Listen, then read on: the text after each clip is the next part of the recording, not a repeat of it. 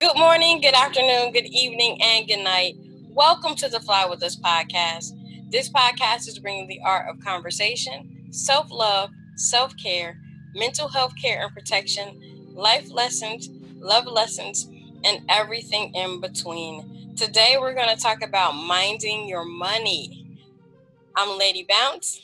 I'm Kryptonite, y'all. All right, so Snoop Dogg said, I got my mind on my money and my money on my mind. And you got a mindfulness minute to keep us focused for this episode. Don't I, though? So let's talk about this mindfulness minute. Let's get on it. All right. Now, my bad, y'all. I'm going to apologize to y'all right now because I didn't read it ahead of time. I just remembered I was supposed to do that. Okay, so here we go. Let's do it this way. No, that didn't help. All right, never mind. All right, so financial fitness is as important as physical health because it affects our well-being every day of our lives and especially our future. Like driving a car, it is a skill anyone can learn and it's never too late to start. Having a budget means thinking about money in a logical, analytical way. Once you know exactly how much is coming in and going out, you are ready to take control and live within your means instead of drifting along and hoping for a windfall. It also means you are able to take up exciting opportunities as they come along and are equipped for that financial rainy day. Once you know where you are going and how you'll get there, you can direct your money to where it matters most. Stay on top of bills and start putting money aside for future goals, like buying a house or going on holiday. To begin budgeting, identify all income and expenses on a monthly or annual basis. List your needs and the amount of money required to fulfill them. Be realistic and separate needs from wants. Design your budget to include some small pleasures so you won't feel miserable. Put your plan into action and stick to it. Review and adapt your budget from time to time with future needs in mind. Alrighty. I like that. With that in mind, let's get into today's topics. Today's topic is money, in case you haven't figured it out. And how can us black folk get some? Okay? Or at least keep it for a little while. You know what I'm saying? Right. So, all right. So we have there's new money making strategies out in the world right about now. I wanted to get into cryptocurrency and Bitcoin. And if anyone doesn't know what that is, it is digital money. And if anyone wants to know how that works, Google it, because I can't tell you, because I don't know. I've Googled it. I've watched videos on it. I have tried to understand it. I do not understand it. I don't know if I'm slow or what, but I'm just, look, that piece of hair is getting on my nerve. My bad. I'm sorry, y'all. But I do not understand Bitcoin and cryptocurrency at all. I mean, and it's becoming this big thing, right? Because, once white people decide that it's something that they want to do and invest in and they want it to be big, well, that's what they do. They make it big. So I figured I was going to be one of them smart Negroes and I was going to get on there. I was going to jump on that bandwagon real fast, real quick. You know what I'm saying? I'm going to get my foot in there and spend my first $100 and get me some Bitcoin. I don't know what the hell that was. I don't know how to buy it. I don't know how to use it. I don't know how it expands, how it invests, how it grows. I don't know nothing about it. Therefore, I kept my money in my pocket. So I don't know what to do with it. You know what I'm saying? I don't know what to do with Bitcoin. I've seen where people say it works. I've seen where people say it don't work. I know it's not anything that tangible that I can hold in my hand. It's exactly what it is. It's money that's floating around in cyberspace. And I don't know how to have money floating around that I can't touch or spend. You know what I'm saying? It don't make sense to me. I don't like credit cards because I can't touch and feel my money. So I ain't fucking with digital coin right about now. I don't understand it. So I'm going to leave that be. So yeah, well, look that up. Okay. So I was looking on, on Facebook and stuff. They got different spots where you might be able to find some money some money investment ideas, some money marketing tools, or at least if nothing else, you get to get some news on the latest happenings in other Black folks' financial careers. You know what I'm saying? I had found that Dr. Boyce Watkins, if you don't know who he is an economist. He's a financial expert. He worked at Syracuse University for a time before he left there. And I believe he said 2013.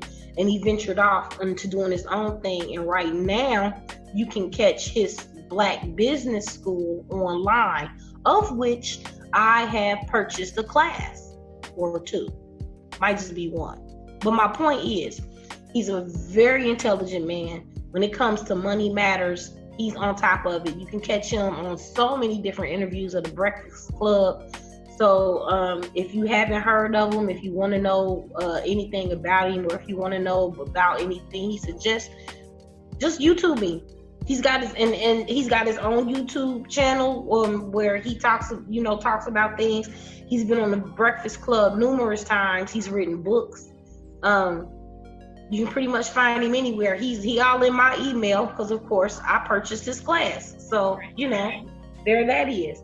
And he just talks money matters, and he talks about investing. One of the things that I had discussed, or that I had an idea about, and I had suggested it on our family page on Facebook, is that we do like a cash app where everybody invests money. Because our family is so large, I figured if everybody invested $1 out of every paycheck, which is $2 a month, then we could grow a nice substantial amount of money and quite possibly invest it. What I didn't know at the time, that what I was suggesting was to do something called a so-so account. What is that? Let me tell you. All right. So a so-so account is basically it's a group savings account, and you can do it amongst community or amongst family. And what I was thinking, there was a story that was done on a family a long time ago, and I just never forgot it because I thought it was such a dope idea, where this family basically was its own bank. It was a bank of itself, and they would help other family members by giving them loans for a car, loans for houses, helping them with businesses and stuff. Now, of course, there's a whole lot that goes into this. Somebody has to be financially literate, but that's what they were. They were financially literate. They had certain members of the family, like heads of their family, you know what I mean? And they all got together monthly and discussed business and finances and stocks and bonds, and they basically only helped their family. Wow. Yeah, but they were able to help their family members to acquire things like cars and houses. You know what I'm saying? But it was a group economic venture, but just within the family. And I thought that was so dope. I saw that so many years ago. It's ridiculous how long ago I saw it, and I just remember it. You know what I mean? Because I really did think it was a dope process. So I was thinking that maybe with our family being as big as it is, I would throw it out there. I haven't checked Facebook to see if anybody responded. Might want to do that. I'm gonna do that. But I'm just saying that that's what it is. And basically the idea was, if you don't invest into it, if you don't put into the pot, then you can't reap any of the benefits. And that's basically what a so-so account is. Basically he was saying, like, okay, say we're just gonna use the number 10. So if we have 10 people, and it don't matter who it is, family members, community members, just friends, whatever. Right. 10 people invest, say, $100 a week for, say, 10 weeks. And the money is gifted to an individual each week. So, okay, after the first week, everybody put in $100. We got $1,000 at the end of the week. Somebody gets that $1,000, right? Then the next week, we all do the same thing. And then it just trickles down. And each person at some point is going to get the $1,000. You know what I'm saying? So that's a way of looking at what so actually is, as far as a saving situation, and where you can accumulate a mass amount of money in a short period of time. And you can grow this, though. It doesn't just have to be just a situation of money that's being gifted. After, let me get you a little bit of history. This so account is used in Africa and the Caribbean. And it rotates. It's gifted money that is rotated throughout this circle of individuals who have invested in this account. You know what I'm saying? Mm-hmm. So whoever invests gets money. Okay, so the flip side to that is, okay, so with the so account, there's really no foundation to branch off and actually grow money, right? It's really just a process of accumulating money and giving it to people that need it when they need it. You know what I'm saying? Right. So let me ask you a question. As I'm thinking about this, and the Susu account sounds amazing, but do you think that is something that's actually doable given our current state of the breakdown of families amongst Black people, and the breakdown of the breakdown of family, but I don't make that much money. I don't have $100 a week to put in, so how do you answer that when it comes to, to having a Susu account, which sounds great, but my family is broken. We don't get along. I don't trust Uncle Bob to put his money in. I don't have any money to put in. So how do we answer that for people, when it comes to picking this account? The fact of the matter is, first, it doesn't take $100. It really doesn't matter how much you put in there. That's up to the individual. That was just the example that I was using. Mm-hmm. Secondly, you have to get people that's trusted. You have to get trusted members of your family that's going to be accountable, that's going to be responsible, that's going to participate. And part of the benefits of this is it does bring community and family closer together. It does give someone a sense of accountability, because not only am I helping somebody, I'm also going to receive that help in return at some point. You're going to see that money back. Whatever you put into it, it's going to come back to you. It's just a question of when it gets to you. Eventually, it's going to be your turn. You know what I'm saying? Right, so eventually, you're going to see what you've paid into it. It just might not be with that first week. You might be in the 6th week or the 8th week. You know what I'm saying? Right, but the fact of the matter is, it's going to come back around to you. As far as the dynamics of family is a tricky thing. So it's really just dependent upon the circle of people that you decide to go into this endeavor with. You know what I mean? Mm-hmm. And that part is going to be up to the individuals involved. But it is a way of building your family, of helping your community, of helping family members, of helping one another in a time like this where we all really need some help. You know what I mean? But if everybody is invested in giving, say, the same amount of money, and then it also depends on how many people get involved. The more people involved, the less money needs to be put into it. You know what I mean? Mm-hmm. But also the flip side of doing a Susu account is you can turn it into an investment opportunity, and you can turn it into a group investment, where you can take that money and instead of so say at the end of 10 weeks, say if everybody did put in $100, and at the end of the 10 weeks you got $1,000, you all can collectively decide to take that money and invest it in a stock option, something that's going to make more money for everybody that's involved. It's a group dynamic, but you invest as one entity, right? So and then with it being $1,000, and then with it being more people involved, everyone can have a say in where something goes. Right. You know what I mean? Everybody can have, and you can even have a say as I'm just guessing on this part. but I'm going to say it because I just feel like it's logical and it makes sense. That if you were to say invest in the group $1,000, you know what I'm saying, or $100. Say you were, and say your group wants to invest $1,000 into share A, but you're not really feeling share A. You feel that your best opportunity is with share C.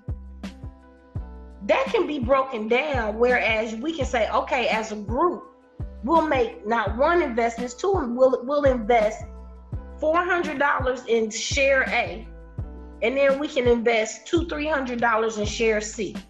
You know what I'm saying? Or however that's gonna work. You right. feel me?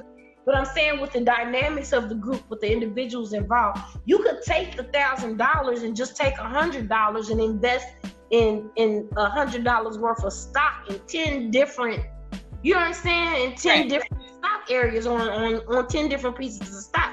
But you do it as one entity, as one group. So you've got 10 different pieces of stock. You're holding 10 different items of stock, but you're holding it as one group, one entity. So so all that money's coming back still to everybody involved. You know what I'm saying? So, and then you have to also look at it too, because a lot of us feel like if we don't have the money, then we can't invest, and that's not necessarily true.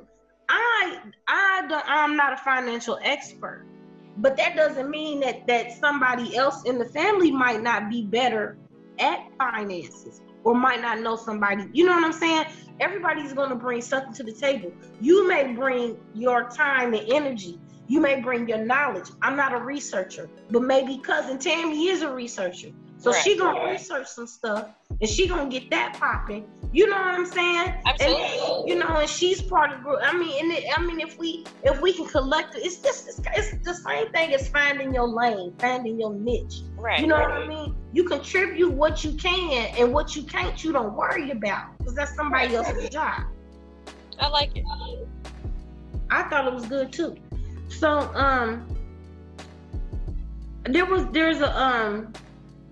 there's something called firstshareofstock.com.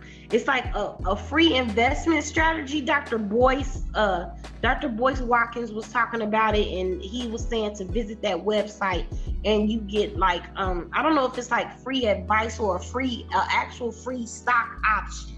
I didn't quite get what exactly it was that it was offering, but it is called firstshareofstock.com. So if you're interested in stock, if it's something that you've been thinking about, which is something I've been thinking about, I'm definitely gonna check it out.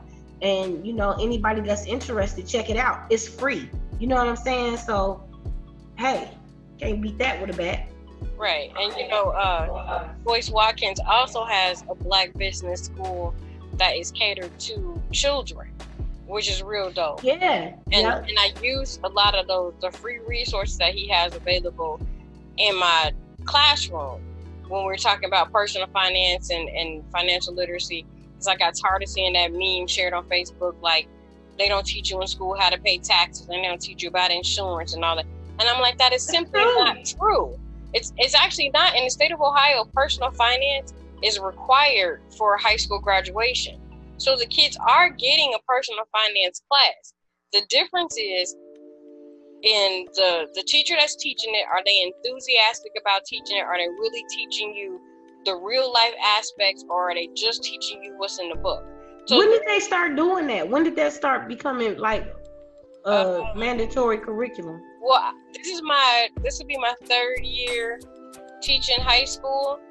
And so I think for the last 5 years, because I even had, other like students that had to take the class before I started working in high school, and I was still working in middle school. So I want to say probably about the last 5 years when they changed the graduation requirements again for the 100th time. But personal finance and financial literacy and consumer mathematics are all courses that are taught in high school. But again, it's levels to it, like anything else, of how good a teacher you get.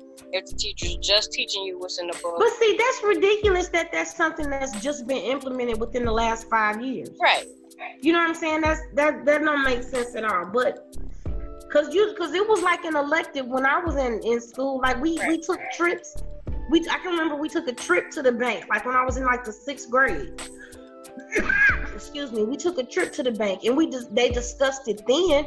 But that's not something we covered in high school. They didn't cover it. And then the school I went to should have been one of the main places that covered it.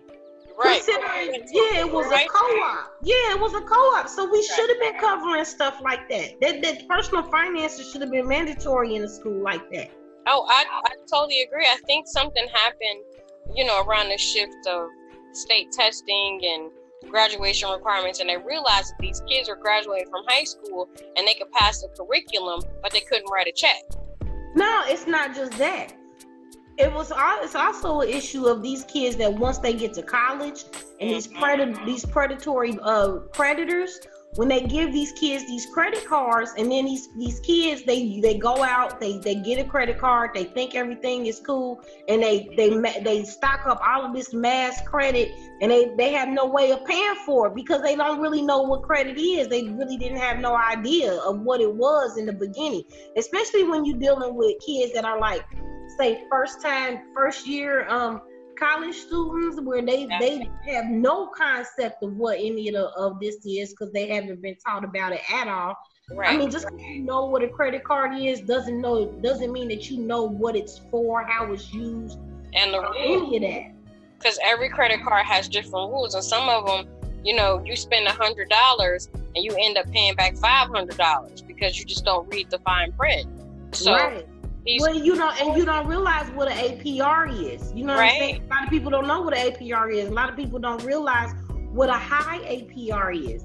Right. And nowadays, a high APR is like the norm for a lot of people because of the way the credit situation is in this country anyway. Mm-hmm. So, but I will say, YouTube is a wealth of knowledge. If there's anything that you want to know, if you really want to know it, go to YouTube. So here's a couple of videos for you to check out on YouTube for information. Corporative economics, friends and family, money share. It's a SUSU presentation. It basically goes through the good and bad of a SUSU account and its origins. And there was like a previous version, and then there's an updated version of how things are working in SUSU accounts nowadays, with the changes of communities and families and whatnot. Using your abilities as, oh no, that's something else. Okay, hold on. Oh, check out, also for money investment, there's Dr. Boyce Watkins, there's cooperative economics, friends and families. Also check out, there's a Breakfast Club interview with financial journalist Stacey Tinsdale, and she discusses smart ways to invest money. That's from the Breakfast Club from February 23rd of 2017. Yes, it's old, but it's still relevant. Right. Still check it out. I was looking at something that was very interesting with Killer Mike, and Killer Mike was suggesting that we invest sneaker money into Black-owned banks. With as much money as we spend on Jordans and everything, he was saying if you buy 2 pair of sneakers a month, if you take one of those sneakers, the money from one of those sneakers, and you invest it into a Black-owned bank, he said we could, within like 3 days, we could take $100 million. If we could invest $100 million into a Black-owned bank. Wow. And we could, if everyone did that, we could turn that around. Like, you know what I'm saying? That we could turn around the money that's invested in these banks, and we could really use it for ourselves, you know? And we, excuse me. All right. So talking about Black-owned banks, we need to know where they are, right? Because we don't have a lot of them. Right. So a little bit of history about Black-owned banks. The first Black-owned bank was a True Reforms Bank, founded March 12th in 1888 by Reverend William Washington Brown. He was a former slave and a Union Army officer. Capital Savings Bank of Washington, D.C. was founded in October 17th of 1888. Between the year of 1888 and 1934, we had 134 Black-owned banks. Wow. During the Great Depression, those numbers dwindled, and by 1930, we had 9 Black-owned banks, from 134 to 9. So the Civil Rights Movement upped our efforts, and we saw growth, and we had 50 Black-owned banks by the year 1976, right? Well, in 1988, the savings and loan crisis took out 35 of them banks. So 2001 was the most recent decline. The recessions of the 2000s had our banks dwindle down. Today, there are 38 Black-owned banks at this time. All right. So investing in Black-owned banks, we really need to. It's really for real. It's something. It's a tool that we haven't realized we can utilize. You know what I'm saying? To have Black-owned banks is going to work in our favor, because it allows us to fight systemically against racism and the issues that we find ourselves dealing with when it comes to those financial institutions that don't necessarily represent us or our interests. These Black-owned banks, they will help with stuff like small business loans, because quite frankly, most of us, if we do own a business, it's small.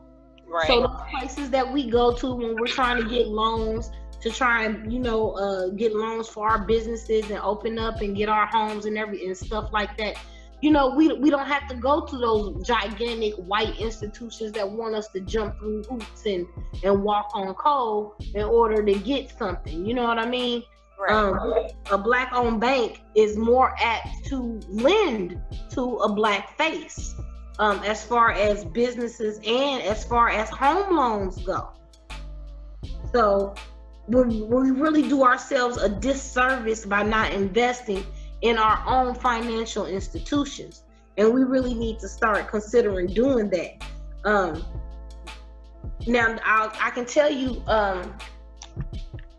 let me see if I can find this one. Hold on.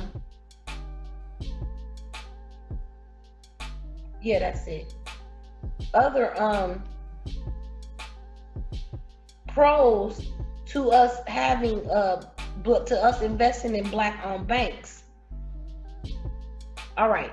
So here are some key takeaways, right? Key takeaways. Today, including credit unions, there are 38 Black-owned financial institutions in the United States. Taken together, they have approximately $5.135 billion in assets in total. So that's $5.135 billion in assets in total.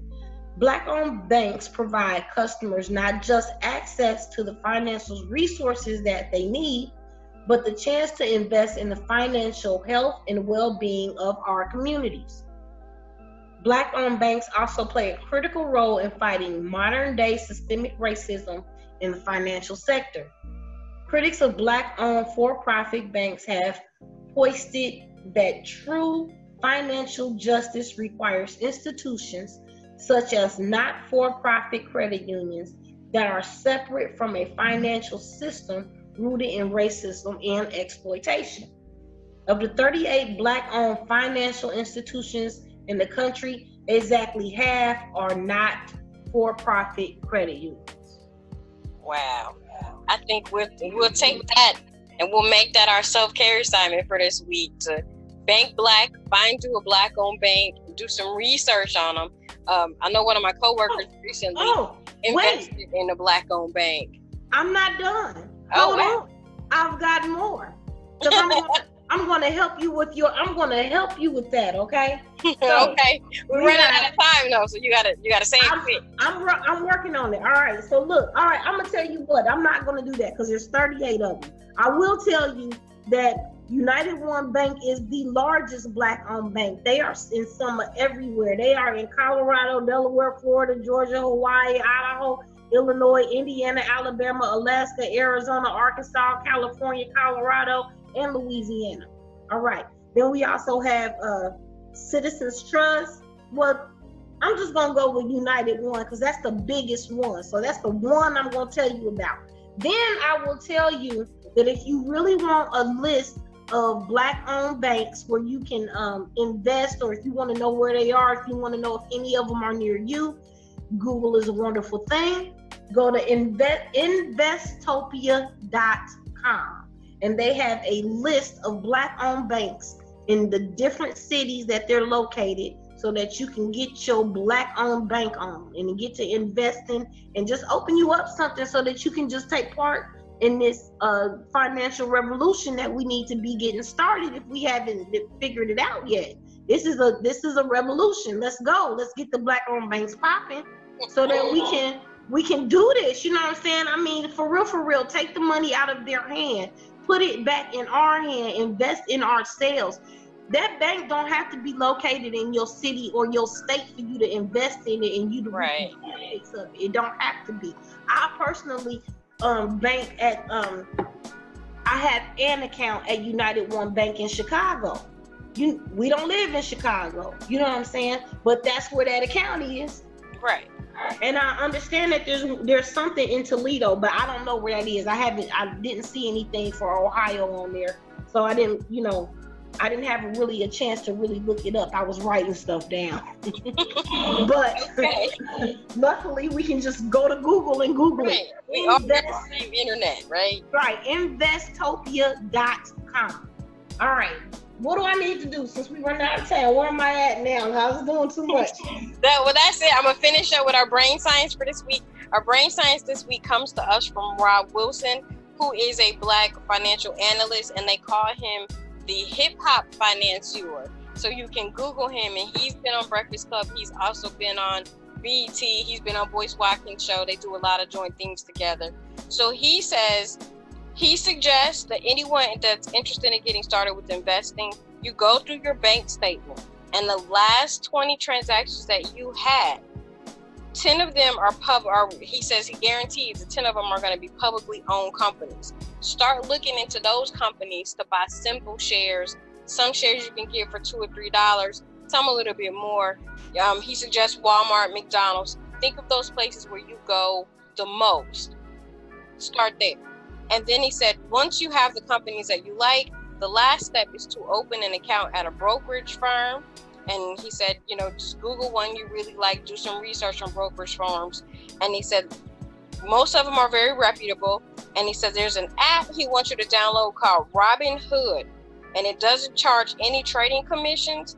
And then there's another site he recommends called Stockpile, which is great because it allows you to buy fractional shares of stock in case what you're starting with isn't enough money to buy a whole share, which is really important. So he's basically saying you can start off small. How do you eat an elephant? One bite at a time. And so that's what he is suggesting. And if you want to know more about banking and financing, you can look up Rob Wilson. He has his own website. Of course, look up Boyce Watkins. And I will be remiss if I didn't mention Hood Market 101. Google that. It's a wealth of information about Susus, Bitcoin, cryptocurrency, anything that you want to know. I'm going to reference Hood Market, but I really didn't have enough information. I know you can find great articles. I know you can get information but it still didn't explain Bitcoin to me. I still didn't get it. That's okay. We got time. We're gonna do some research together, and we're gonna get our family, some financial stability jumping off. And we've given this great advice for other families to follow and do the same. So of course, as we do this, we'll be sure to document our journey through future episodes, so people can see how it's working for us, that it really does work. You know what? And people, if you listen to this, y'all gonna have to hold us accountable. Y'all gonna have to be like, whatever happened with y'all's business adventure, y'all trying to get y'all, because we do have to hold each other accountable for the things that we say and the things that we're gonna do. You know what I'm saying? So we can't, it can't just be something that we're saying. We gotta really follow through with these. And I don't mean just me and you. I just mean all of us as a whole, we have to really follow through on these ideas so that we can get up out this rut, because so many times, so many things are happening with life in general that we forget these little things that are also very important to help us grow, you know? Is it time for mindfulness? Is it time for the self-care assignment? Well, we already did it because I flipped it. When you started giving out good information about Banking Black, we just need to go look that up. So our self-care assignment, go look ourselves together and do some research. Yes, research that. Go, you flipping! Look at me. So I was about to get into create a budget and everything. You don't say that. Find you a Black-owned bank, and that's what's up though. But for real, even before, I'm not gonna say before you get into creating a budget, because you definitely should create a budget. I never have, which is probably why I'm so broke. But it's a good idea to do that, and then find yourself a Black bank, and then talk to somebody there at the Black bank that can help you to create a budget. I like it. So as always, you can fly with us at flywithusla@gmail.com. Find us on Facebook, SoundCloud, YouTube, Twitter, and wherever you get your favorite podcast. I'm Lady Bounce. Yes. Google has some podcast as a podcast station. We on there. Did you know we was on there, girl? Yes. Yes. Yes. We don't ever talk about that. Google Podcast, honey. Google Podcast. Yes, we have made it. We have arrived. So you can follow us wherever you get your favorite podcast. Again, I'm Lady Bounce. I'm Kryptonite, y'all. And we out of here. All right.